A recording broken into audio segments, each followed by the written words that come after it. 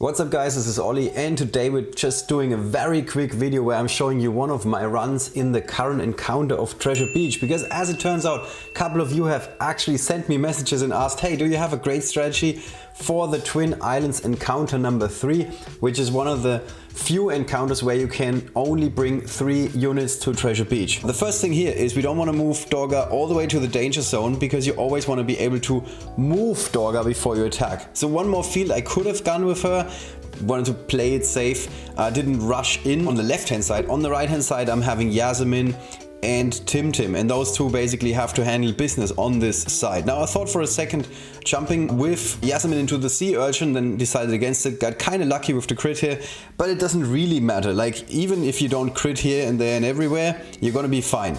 So this level drops an infinite amount of good stuff in general. It's just so hard to get enough looting going on. So by moving Yasamin to the left hand side, there's a higher chance that our summons are going to step into some of the good stuff. So here, just moving carefully your units around. You don't want to bust Tim's active as soon as possible. You actually want to wait for Yasamin to pick up looting here and there. So this seems like pretty much the best opportunity here. We are missing the looting on this item and on this item, so we didn't get like perfect looting conditions here, but it's better than nothing, and we will see that in the final result.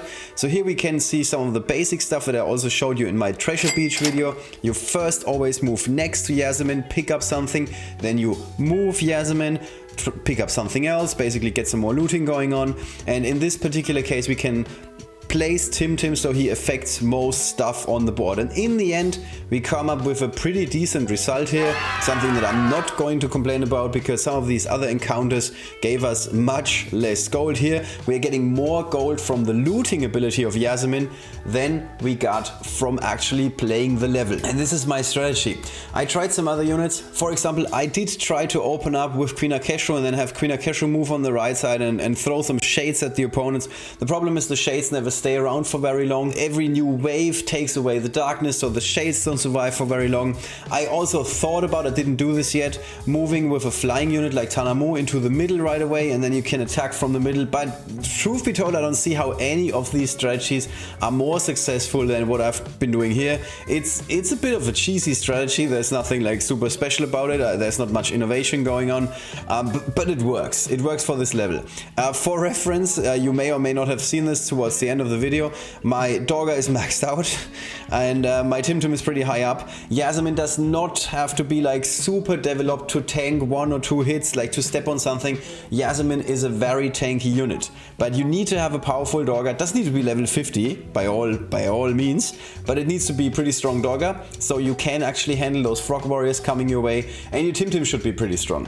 But if you take that into account, if you have some very strong units that can do this, you're gonna be fine on that level. And obviously this is not going to last forever. As some closing words, the ambassadors have actually passed on the feedback that these encounters are not very popular and that it's no fun, that Treasure Beach is getting harder and harder and harder. Obviously it makes sense that things in general, like Onslaught, like Campaign, or competing in the arena, is getting harder over time, but we all felt like Treasure Beach should be like a leisure mode. You should bring some fun units that haven't been like developed to the nth degree. It doesn't need to be a level 50 Dorga to be able to loot some gold on Treasure Beach. The feedback was basically taken into account by the developers, and chances are in the future we are going to see a lot less Treasure Beach maps where you can only bring 3 units. So the developers have basically been listening. They picked this up. Kyle, as always, has been so instrumental in bringing the thoughts of the community to the developers and working as an intermediary. Whatever you're thinking about Riven Guard in its current state, it's gonna get better. This is the best thing about this game. They are just not like letting it sit on the sideline or do anything about it. They are constantly working to improve this game, even if it's just something small like Treasure Beach. Hope that was helpful. Hope you guys enjoyed the video. And if you have any particular question how to solve something in Riven Guard, let me know. I'm always looking for feedback from you guys so I can deliver the best videos and show you new stuff in that game. See you guys very, very soon.